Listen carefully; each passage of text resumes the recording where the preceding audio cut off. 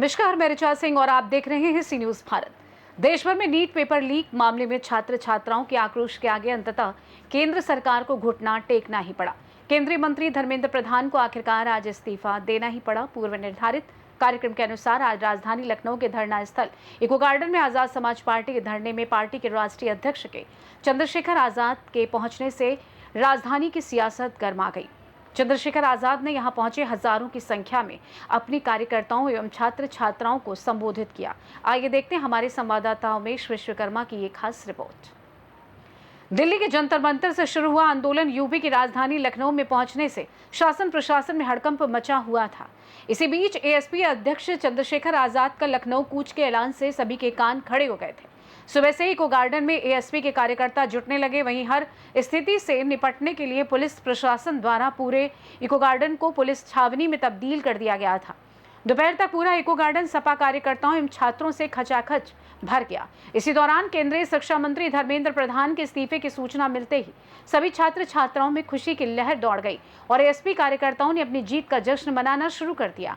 इस धरना प्रदर्शन में स्वामी प्रसाद मौर्य ने भी शिरकत की और कहा कि छात्र एवं नौजवान विरोधी वर्तमान सरकार के खिलाफ अब पूरे देश का नौजवान खड़ा है, जिसका खामियाजा उसे 2027 में भुगतना पड़ेगा। इसी कड़ी में एसपी सुप्रीमो चंद्रशेखर आजाद ने कहा कि अभी लड़ाई लंबी है। उन्होंने 69,000 शिक्षक भर्ती घोटाले का जिक्र भी किया और आगामी 2027 में भाजपा को सबक सिखाने की भी बात कही। उन्होंने जंतर मंतर कांड की निंदा की और कहा कि नौजवानों के आक्रोश के आगे आखिरकार सरकार को झुकना ही पड़ा। 23 तारीख को हम लोगों ने दिल्ली में प्रेस वार्ता करके कहा था कि 25 तारीख को हम लोग देश भर के जिला मुख्यालयों पे अपना शांतिपूर्ण ज्ञापन देंगे और ये पहला चरण। अगर इसके बाद भी सरकार नहीं सुनेगी तो सभी प्रदेश मुख्यालयों पे विधानसभा का घेराव होगा। अगर उसके बाद भी सरकार नहीं मानी तो फिर लखनऊ से दिल्ली या सहारनपुर से लखनऊ या सहारनपुर से दिल्ली पैदल मार्च होगा और अगर उसके बाद भी सरकार नहीं मानी तो जेल भरो आंदोलन चलाया जाए। उसके लिए बकायदा रजिस्ट्रेशन की तैयारी भी होगी। तो हमने ये तय कर लिया था 23 तारीख में कि किसी भी कीमत पे नौजवानों के साथ हुए अत्याचार को और उनकी मांगों को हम लोग कमजोर नहीं पड़ने देंगे। आज उसका पहला दिन था। पहले दिन के आंदोलन में ही सरकार ने वो जो मांग जिस बात को लेके पीसी शुरू हुई कि सबसे पहले धर्मेंद्र प्रधान जी का इस्तीफा होगा, उसके बाद वार्ता होगी, उसको मान लिया। अभी जिन बच्चों पे मुकदमे किए गए हैं उनके बारे में मुझे सही जानकारी नहीं, क्योंकि मैं आपके साथ ही हूं। या जिन बच्चों को ने आत्महत्या जैसा घातक कदम उठा के अपने जीवन को समाप्त किया था सरकार की फेल पॉलिसी की वजह से, उनके मुआवजे पे क्या हुआ उस पर भी मुझे अभी बहुत जानकारी नहीं। और जिन पुलिस कर्मियों ने किसी भी कारण से या पुलिस के बिना वर्दी के जो लोग थे और जिन्होंने जिस तरह का लाठीचार्ज किया, बच्चों को पीटा, माओ को पीटा, बहनों को पीटा, बुजुर्गों को पीटा, ऐसे लोगों पे क्या कार्रवाई कर रही है सरकार, उनको चिन्हित किया नहीं गया है नहीं गया, इस पे भी मुझे जानकारी नहीं। हाँ, मैं ये कह सकता हूं कि पहली जो मांग थी, जो बड़ी मांग थी, वो पूरी हुई है। इसलिए वो सोमवार को सदन चलना चाहिए और सदन में इन सब चीजों पे, देखिए शिक्षा मंत्री बदल जाएंगे, दूसरे शिक्षा मंत्री आ जाएंगे, लेकिन जब तक पॉलिसी नहीं बदलेगी तब तक बच्चों को उसका लाभ नहीं मिलेगा। 500 किलोमीटर सेंटर क्यों लगाने? नजदीक लगाइए, होम सेंटर कीजिए। हमारे यहाँ बोर्ड के एग्जाम होते थे, होम सेंटर में होते थे। नैतिकता चाहिए तो बात बन जाएगी। दूसरा, स्कोर बोर्ड जारी होना चाहिए, नॉर्मलाइजेशन खत्म होना चाहिए। ये जो 1 लाख बच्चों ने फॉर्म भरा, नौकरियां 100, तो 99,900 बच्चे जिनसे बेरोजगार बच्चों से आप फॉर्म के पैसे ले रहे हो, वो क्यों? आप तो राजनीति में भी डिपॉजिट रखते हो।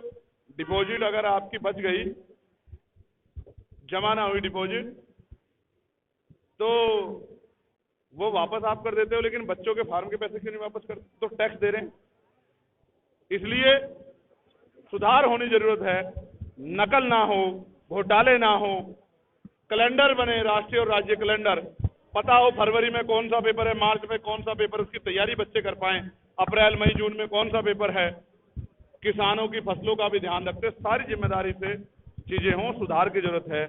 और एजुकेशन कक्षा 1 से लेकर PhD तक सबके लिए मुफ्त हो, क्वालिटी एजुकेशन मिले, देश का नौजवान शिक्षित हो, रोजगार मिले, सम्मान का जीवन प्राप्त करे। अभी इस पर चर्चा होनी पार्लियामेंट में बाकी है। देखिए 3000 बच्चों का भविष्य खराब करने की इजाजत सरकार को नहीं दी जाती। मुझे जानकारी दी गई है कि जब वो यूनिवर्सिटी बनी तो वो जगह, वो एरिया रामपुर डेवलपमेंट अथॉरिटी के अंदर नहीं आता। अब ऑर्डर किसने किया? RDA। इसका मतलब ये सब राजनीतिक प्रतिशोध में हो रहा है। राजनीतिक प्रतिशोध अपनी जगह है, जितनी सजा आपने देनी थी उससे ज्यादा सजा आपने दी। मैंने आपके ऑर्डर पढ़े, आपके FIR पढ़ी, स्वयं पढ़ी मैंने। इसके बाद मैं बहुत जिम्मेदारी से कह सकता हूं कि यूनिवर्सिटी पे उन 3000 बच्चों के भविष्य को बचाने के लिए अगर कोई भी लड़ाई लड़नी पड़ी तो उत्तर प्रदेश में हम लोग लड़ेंगे। इस बात का मैं आपको विश्वास दिलाता हूं।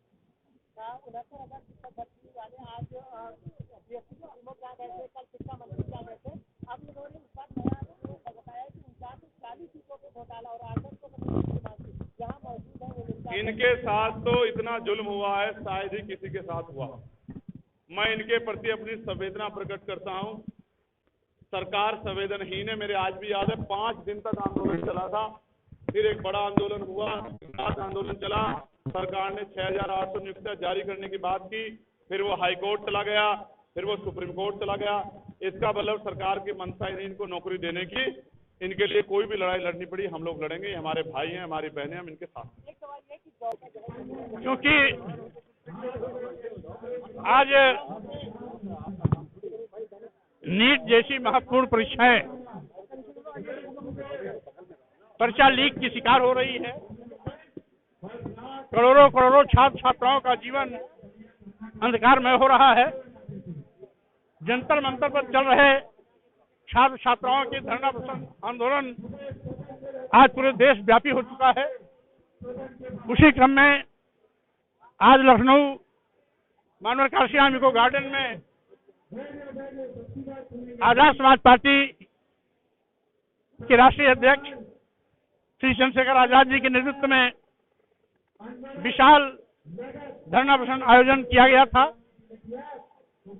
श्री चंद्रशेखर आजाद जी ने इच्छा जाहिर की थी कि इस कार्यक्रम में मैं भी शरीक हूं, इसलिए उनकी चाहत के मुताबिक छात्र छात्राओं के सम्मान में छात्रों को समर्थन देने के लिए आयोजित इस धरना प्रदर्शन में सम्मिलित हुआ। और साथ ही साथ आज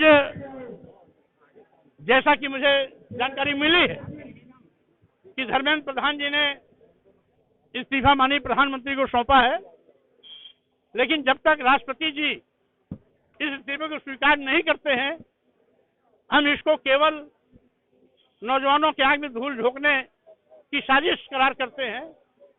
क्योंकि जब कोई केंद्रीय मंत्री इस्तीफा देता है तो राष्ट्रपति को देता है, राष्ट्रपति को न देकर के माननीय प्रधानमंत्री को दिया है, उन माननीय प्रधानमंत्री को दिया है जो अभी तक लगातार धर्मेंद्र प्रधान को बचाने का काम करते चले आए हैं। इसलिए ये इस्तीफा भी अभी धोखा है। जब तक इस्तीफा महामहिम राष्ट्रपति के द्वारा स्वीकार नहीं किया जाता तब तक हम इस्तीफा नहीं, इसे केवल धोखा, छलावा और साजिश मानते हैं। आज इन्हीं छात्रों की इस मांग को लेकर के अपनी जनता पार्टी भी 27 जुलाई को लखनऊ में एक विशाल धरना प्रदर्शन आंदोलन के माध्यम से अपनी जनता पार्टी भी इस आवाज को बुलंद करेगी। छात्र छात्राओं के सम्मान में जो आज एक देशव्यापी आंदोलन चल चुका है, उत्तर प्रदेश से भी ये आंधी तूफान के रूप में आंदोलन खड़ा होगा। इसका मेरा प्रयास होगा। अगर इस्तीफा स्वीकार हो जाता है संगठन जो तमाम जो बैठे हैं उसका कहना है कि छात्रों की मौत हुई उन्हें 1 करोड़ का मुआवजा दिया जाए और दिल्ली पुलिस के अधिकारियों पर कार्रवाई की मांग कर रहे हैं कि दिल्ली में मिलाकर के, क्योंकि आज इस आंदोलन ने कई ऐसे महत्वपूर्ण बिंदु छोड़ दिए, जैसे कि एक परीक्षा नहीं, केंद्र द्वारा संचालित 70 परीक्षाएं अब तक या तो पर्चा लीक की शिकार हुई है या नकल की शिकार हुई है, किसी न किसी कारण से स्थगित हुई है। एक नीट का मामला ही नहीं, इसके पहले 70 परीक्षाओं का मामला है, और बार बार ये परीक्षाएं पर्चा लीक की शिकार क्यों होती हैं? इसलिए कि सरकार देश के युवाओं को कंगाल और भिखारी बनाना चाहती है। जिस तरीके से देश के 80 करोड़ लोगों को 5 किलो 10 किलो चावल पर जिंदगी बिताने के लिए मजबूर कर दिया है, उसी तरीके से देश के करोड़ों करोड़ नौजवानों को मतलब गरीब, लाचार, कमजोर बना करके उनको भी अपनी कृपा पर खड़ा होना के लिए सोचती है कि ये भी 5 किलो 10 किलो चावल पर जिंदगी बिताएं।